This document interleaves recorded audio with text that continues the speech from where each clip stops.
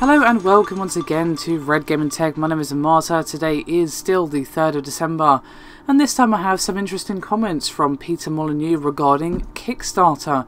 Now apparently he isn't as keen on this particular platform as he used to be.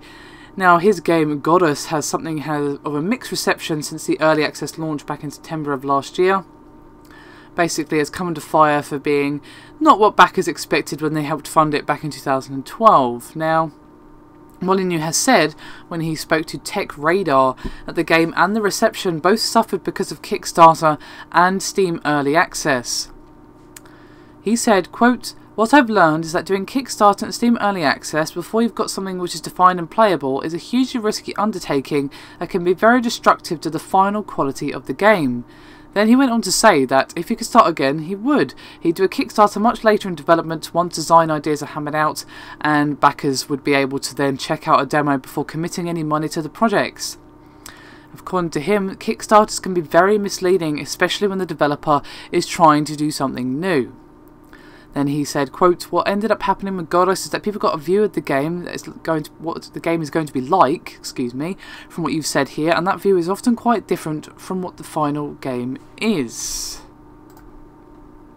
Now, Kickstarter as a platform definitely has its problems, one of them being, of course, that there's no guarantee that that game you just poured money into will ever see the light of day, and it's fairly risky prospect for you to put money into a game that hasn't already got a ton of backers. Say this is a really interesting game on Kickstarter, you'd love to see it made, but it's kind of flying under the radar, not been really noticed by YouTubers or gaming press or whatever, but you really want it to be made, so you throw your money into it. That's more of a gamble than, say, I don't know, throwing it into something that's going to be made because it's made by, I don't know, Double Fine, just to pull a name out of the air. Obviously that's not really a risk, that's going to be made because, well, it's Double Fine, but if it's some unknown company with this fairly unknown game, you're probably going to think twice before you throw your money into it, even if you really love the concept.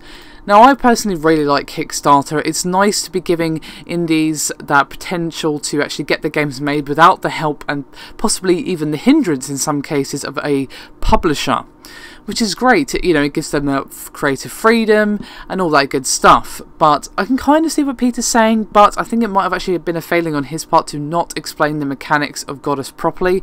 If what you've written down is not what you are actually showing, or if it gives the wrong impression, then you haven't explained it clearly enough, is what I would argue.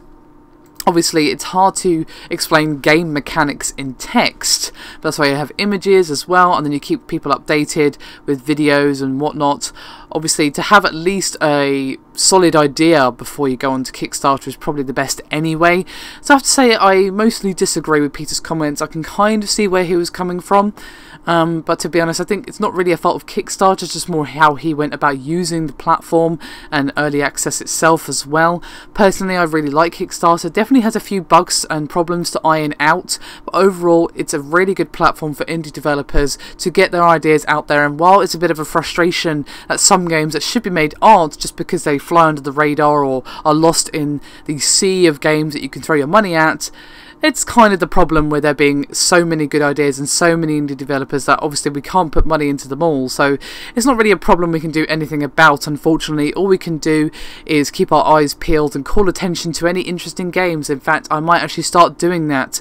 If I see a game on Kickstarter that perhaps could use a bit of a boost, I might actually have a look at it, tell you guys maybe this would be worth a look-see, and possibly even show you some early gameplay footage. Just an idea I've kind of been kicking around for a while. I'd have to wait till after our insanely busy period at the moment, so we're kind of scrambling to make sure all these games that have come out are covered in a very thorough fashion. But anyway, that's enough about that. That is me done for this video, and I'll see you next time.